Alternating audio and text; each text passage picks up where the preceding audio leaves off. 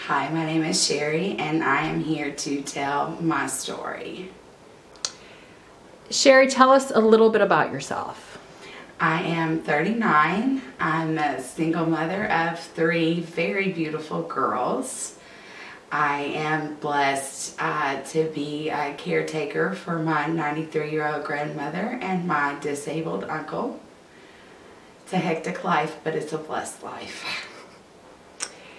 Is there anything that you would like to share that maybe you think that other women might be going through? I would like to maybe talk about being bipolar and some of the difficulties of being bipolar. Now, when were you first diagnosed? I was officially diagnosed a week before Thanksgiving last year. How has that changed your life? Oh, wow. First I grieved. I grieved the what could have been. The what could have been if I had been diagnosed earlier. I had done a lot of reaching out in my life, and time again I was diagnosed as just being depressed or situational depression. Nobody ever really tried to figure out what was going on in my mind before I hit the low. And so I grieved, the what could have been if I had been diagnosed years ago and gotten on medication years ago. And then after I worked through that, I realized, wow, I have gotten through a lot, and I wouldn't want to be anybody other than who I am. I know that I have made it through a lot of things, and I had to do a lot of forgiving of myself, forgiving of things that I did to myself by my own hands, not having the proper thought process. And I'm grateful. I'm grateful for every moment of my life, the good, the bad, the ugly, because now that I'm on medication and things are getting stable, and they're getting more and more stable, and my life is coming together at the perfect time. I'm 39, I'm going to be 40 in June, and 40 and fabulous. That's right, that's right. Now, how has having bipolar disorder affected your life as a mother? It's not always been the best for my kids. And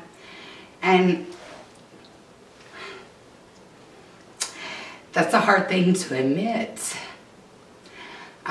because I kind of always knew that there was something not right with me.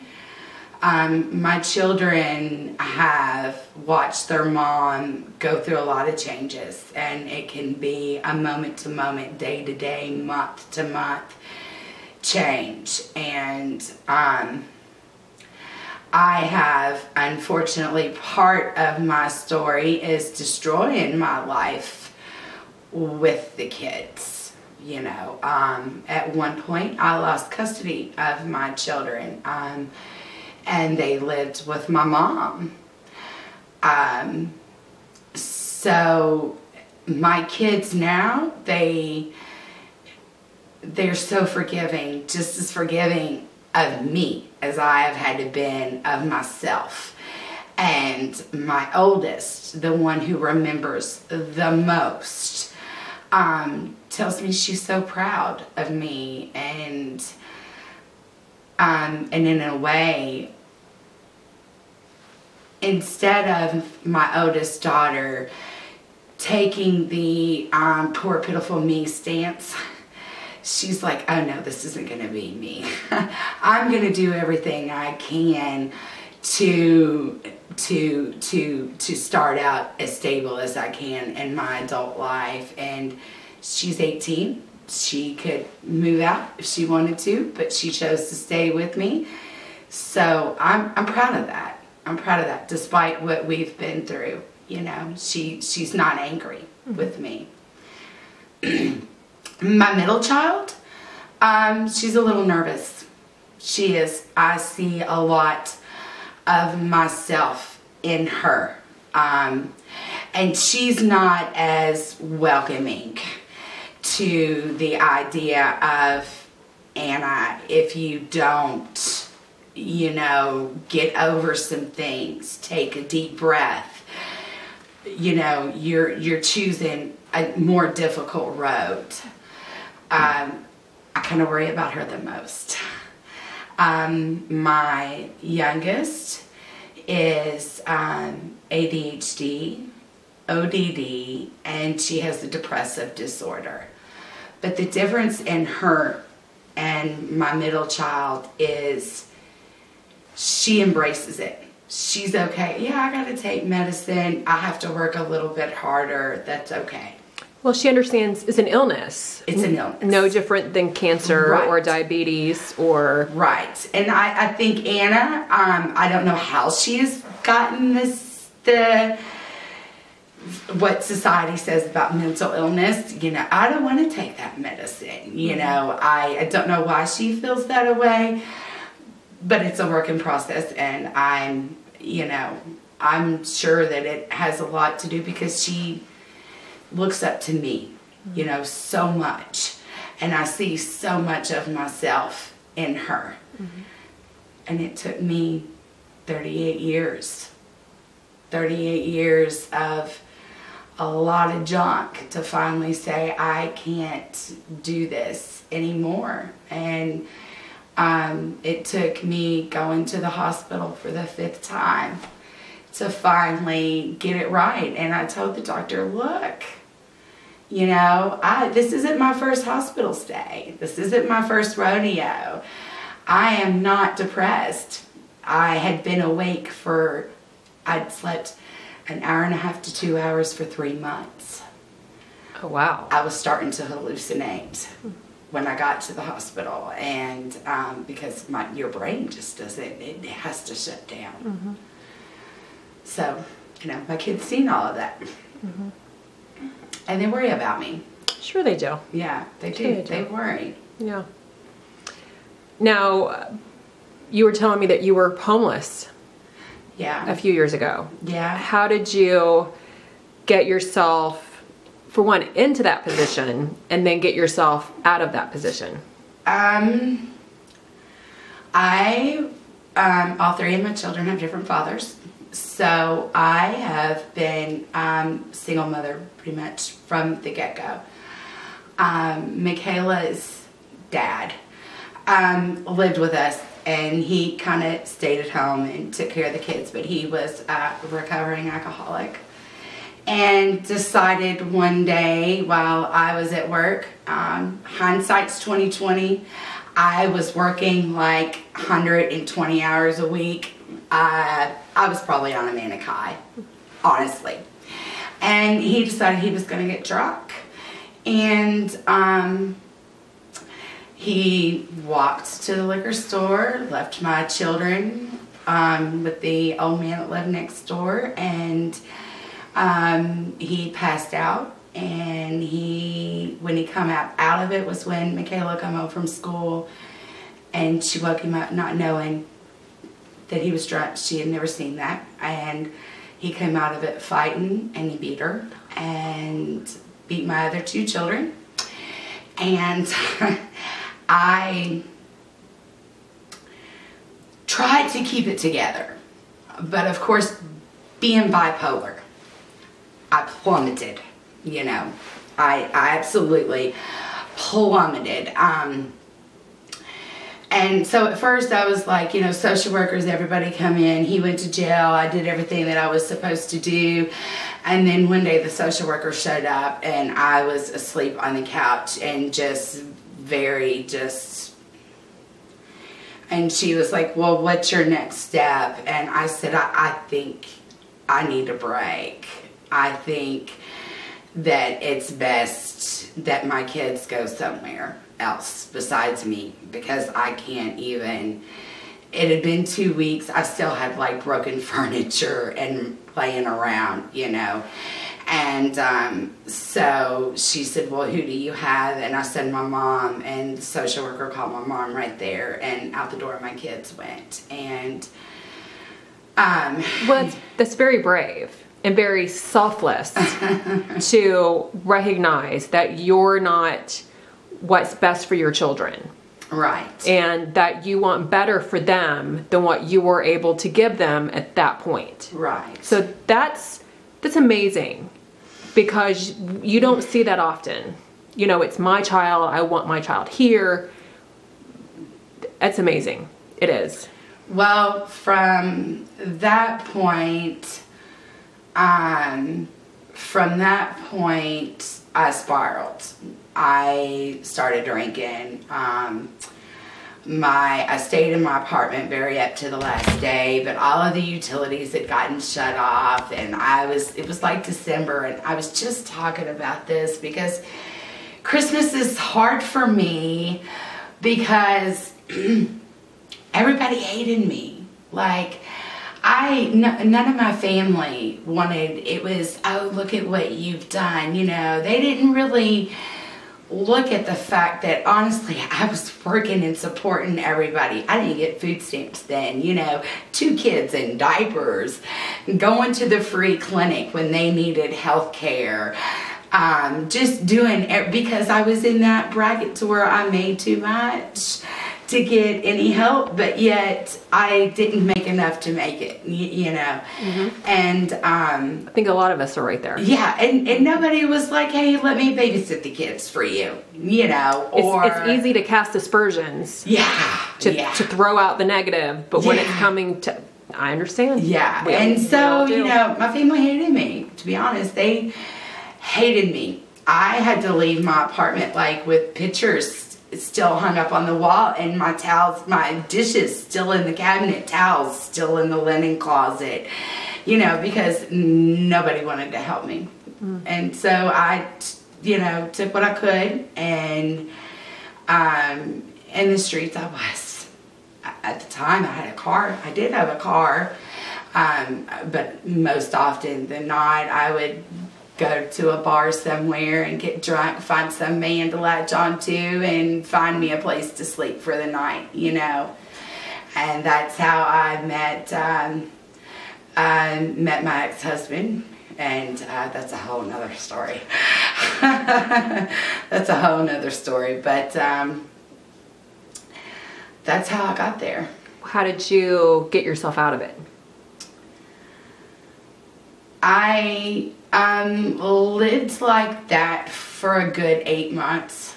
Wow. For a good 8 months, I lived like that, and I have faith in God. So, you know, I prayed, and I said, God, please help me to let go of my guilt, mm-hmm. so that I can go and face what my hands have done, you know.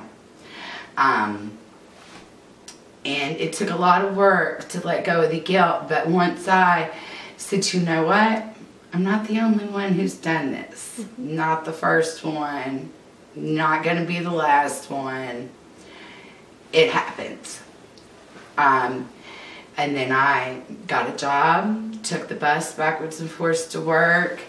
After my mother seen that I was trying, she let me move in with her and the kids.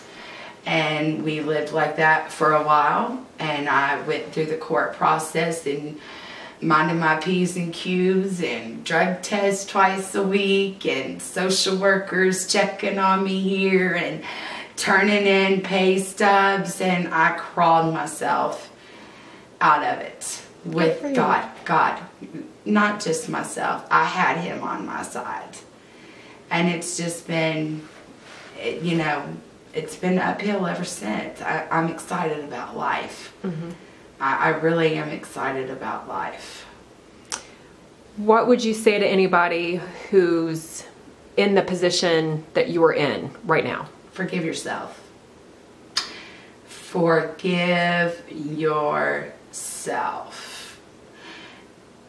A love between a mother and a child is unconditional. No matter how angry your children are, no matter how angry you are, forgive yourself and show them, I do love you. I just wasn't capable of taking care of you. And I messed up because I couldn't take care of myself.